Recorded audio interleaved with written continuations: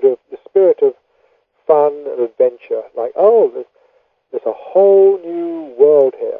I remember somebody once describing it. It was a bit like when they went snorkeling in the water for the first time somewhere, in the tropics where there are all these fish, and they put a face mask on, and they put their face underwater for the first time. It's like, oh, there's a whole new world down here I didn't know about.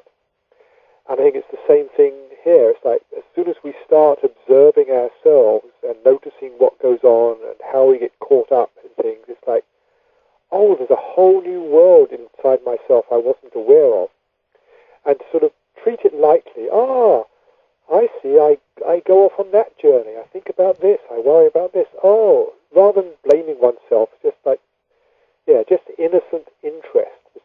And as you become more aware of things, then I think that's part of the process of loosening up, opening up.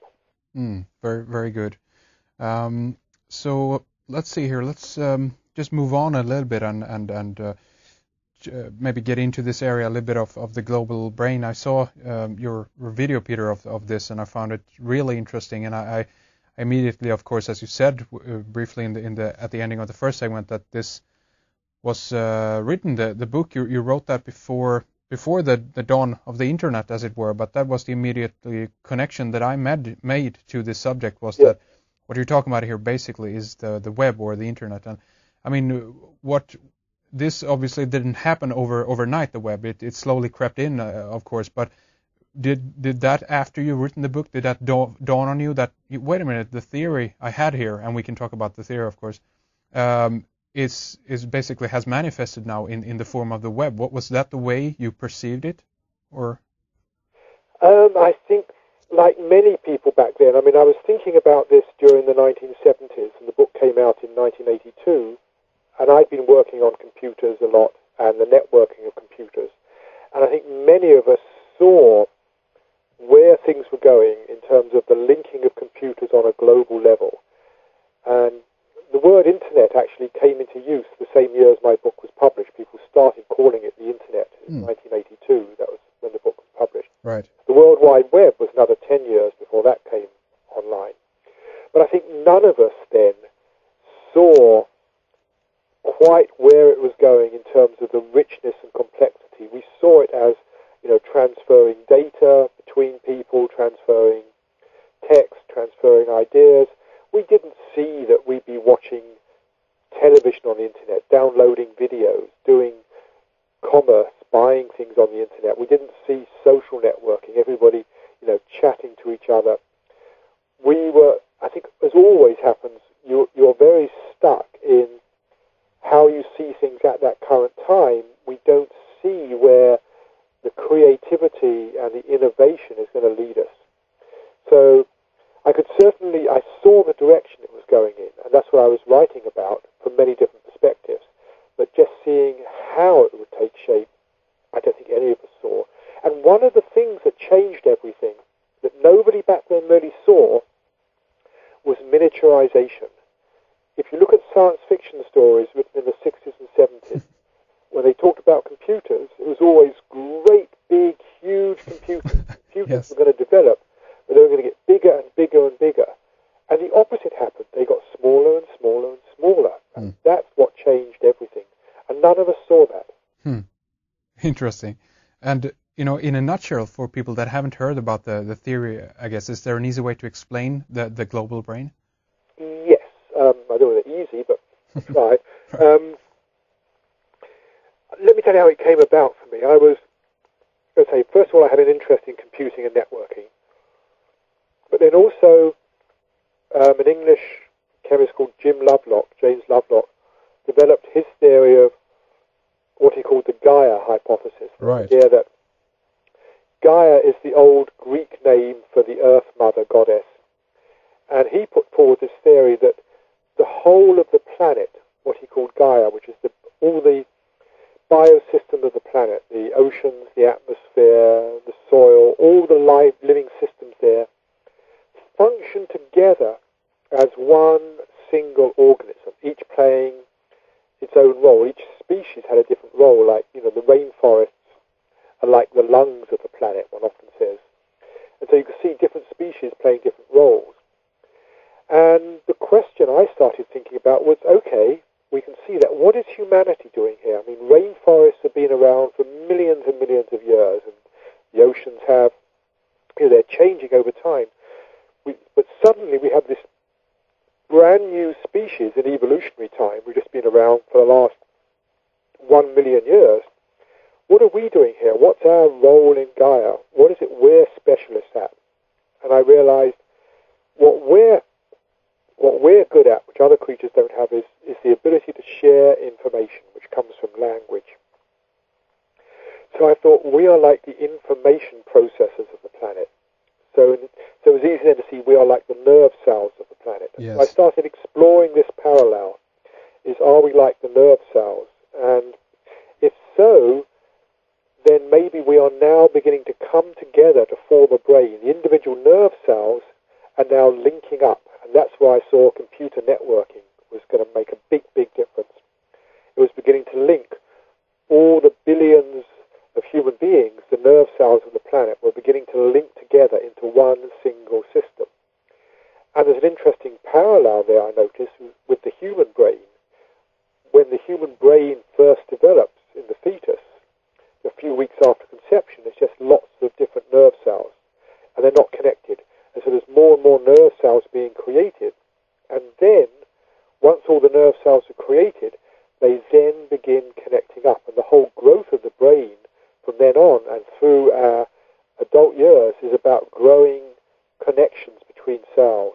And so it struck me the same thing was happening on the planet. The human beings have come along. We've learned how to share information, process information.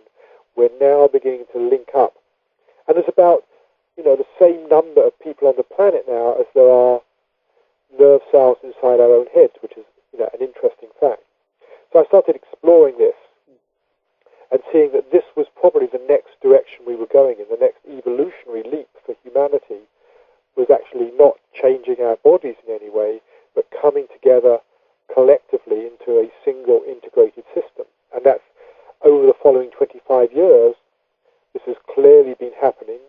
We're not there yet. It's a process which is still going on, and nobody knows what the internet is going to look like in 10, 15 years' time. If we couldn't predict back then how it's going to be today, I don't think any of us today can predict what it's going to be like in the future. Yes. All we know, I think, is it's going to affect our lives more and more. We're going to become more and more interconnected in ways we probably can't even imagine today.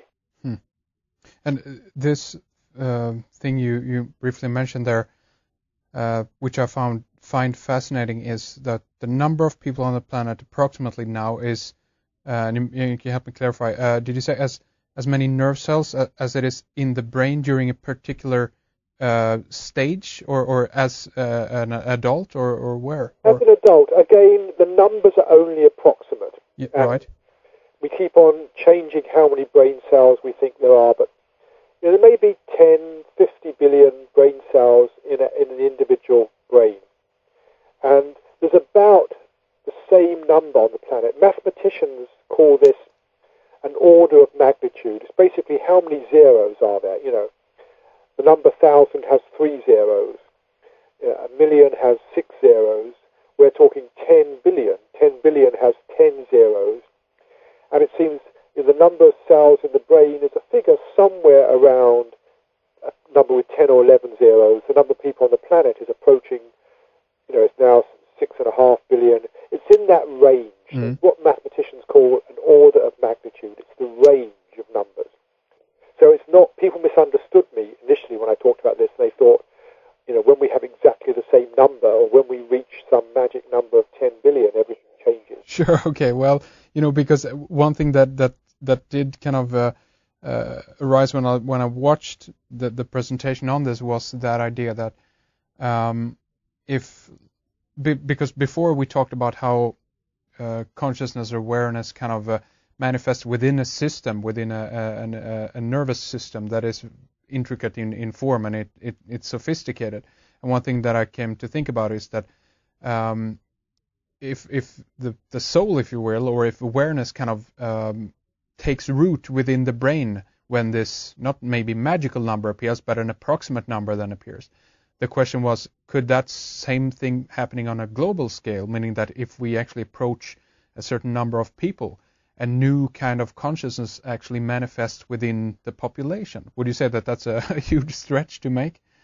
No, and that's what I was suggesting in the book, and it's probably there, the scenes that are in the video you saw.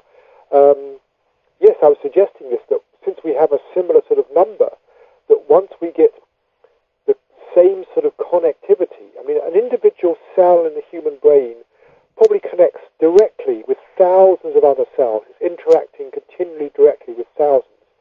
The connectivity in the internet, the global brain, is much, much less still. But as that grows and we reach a similar level of connection, then I saw not so much individual consciousness would change, but maybe some collective consciousness would emerge, which is what you could say our own consciousness is some collective consciousness of the human brain, of all those individual cells, maybe some new planetary consciousness emerged from the interaction of billions of human beings all being tuned in and synchronized together.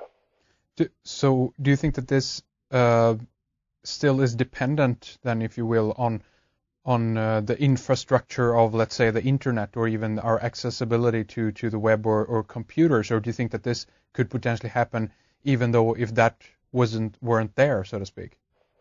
That's an interesting question.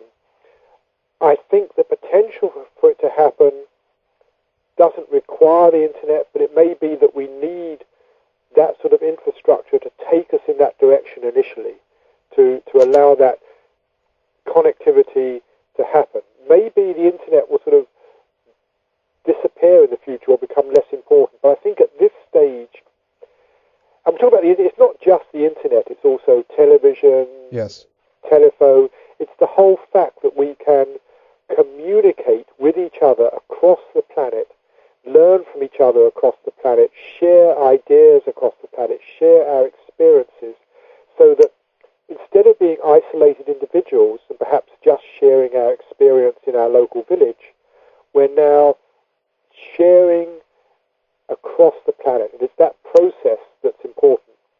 And I think at the moment, that's happening mainly through the World Wide Web. But who knows what other technologies will come along that will actually allow that to happen even more. Well, exactly. And this kind of gets us into another area that I've been very interesting, I think, looking into this has to do with this thing that is being rather developed right now, has to do with the how we can connect basically the brain directly into the internet. And I guess we can preface that by saying that a lot of people are obviously, and what I personally consider rightly so, wary of this. I remember this program a while back on PBS, I think, on this 2020 series. They had a program called The Worldwide Mind, where they kind of explore this idea, where the interconnectedness of people would become obviously much more prominent with the microchipping technology and computer brain interfaces and things like this. And I see a very interesting possibility here, but I also see a kind of scary, obviously a very scary scenario here. What do you think about things like this, Peter? I think this is quite likely. One thing we know about technology is if something is possible, we tend to do it. We tend to explore it. And I think we're at the very, very early stages now of beginning to directly influence the brain through electrodes, through implants. And we know how to help blind people see by putting a tiny chip in the brain. I think this is just the beginning. And as we develop that, I think the tendency is naturally there. People are going to want to, plug themselves in directly to the internet. So I think this will happen. I don't know what it will look like or how long it will take, but I can imagine in maybe 10, 20 years, people will be doing this more. There was a wonderful book written about